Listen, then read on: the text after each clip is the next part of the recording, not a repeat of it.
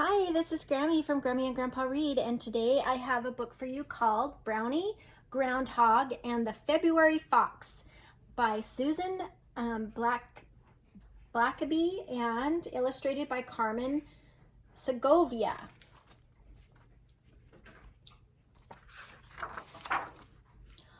On the 2nd of February, a groundhog named Brownie woke up. He shimmied up the passageway of her cozy den and shoved aside the fluff of snow blocking her door. The air smelt sweet and cold. When she stood up, her shadow stretched across the frosted field. "I was afraid of that," said Brownie. "Shadows mean more winter, and more winter means waiting." "Wait, wait, wait," Brownie stomped her foot. "Phooey."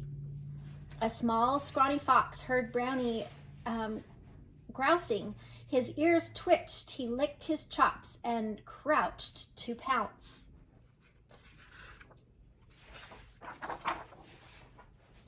Before Brownie could take 2 steps, the fox knocked her flat. Brownie's basket went flying as they tumbled to the snowbank.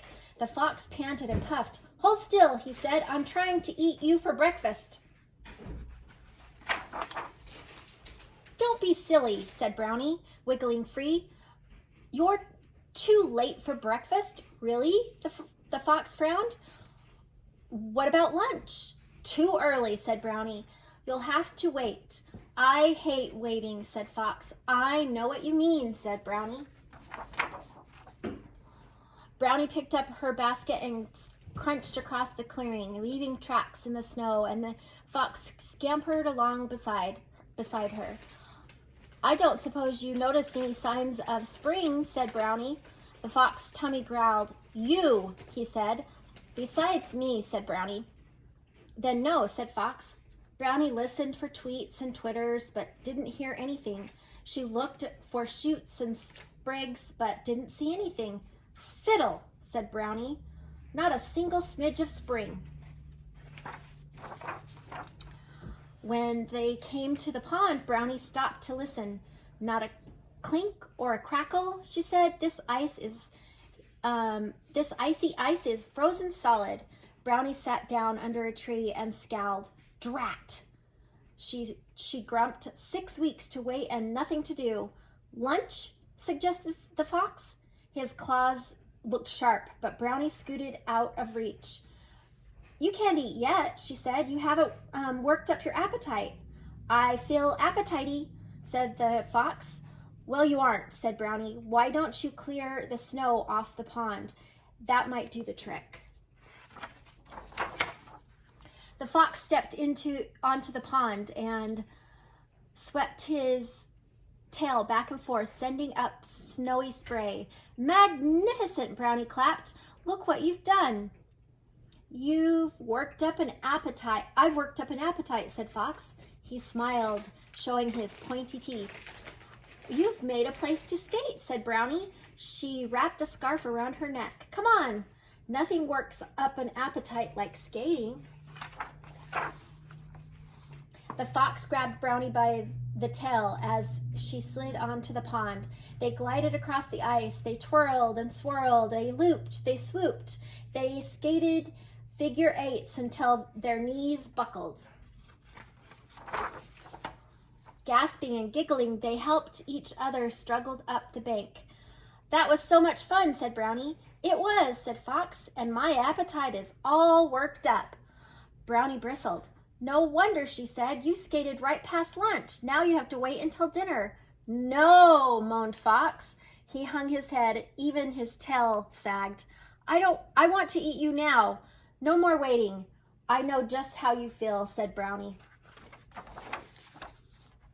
Brownie steered the limp fox over to the tree. She helped him sit down and tucked a fluffy tail around his feet.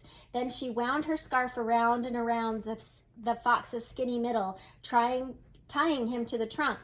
And the fox tried to raise his paws, and the scarf pulled tight. "Stuck," he said, wriggling his shoulders. Brownie grabbed her basket. "Goodbye," she said, and the fox stared up at her. "You're leaving me?" The fox threw his head back and howled. Wah! Brownie took 3 steps quickly up the path, glad to be on her way. "Hoop, hoop, hoop," sobbed the fox. Brownie took 3 more steps, quite slowly, feeling a bit bad. "Hoop, hoop, hoop," whimpered the fox. Brownie stopped and turned around. "Oh, for Pete's sake," she said, "stop crying. If you promise to keep your teeth to yourself, I'll make us a snack." The fox sniffled. "I promise," he said. "What are we having?"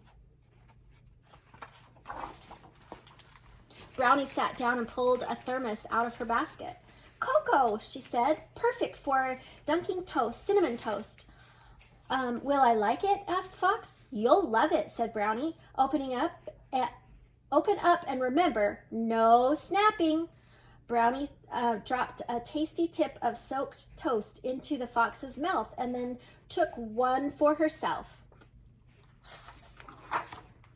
While they traded bites, slurping and gulping, a robin stopped to peck up the crumbs scattered on the snow.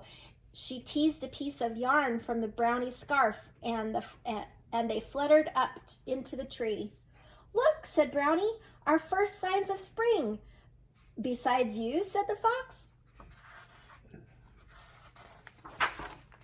When it was time to go, Brownie helped the fox to his feet. "What are you doing tomorrow?" he asked. More waiting," said Brownie. "Waiting and skating," said the fox. "Will you bring something yummy?" "Something yummy to share," said Brownie, and they headed for home. That's a cute book. They actually ended up making friends, and the fox didn't eat him. I hope that you like this book. Please like the video and subscribe to our channel.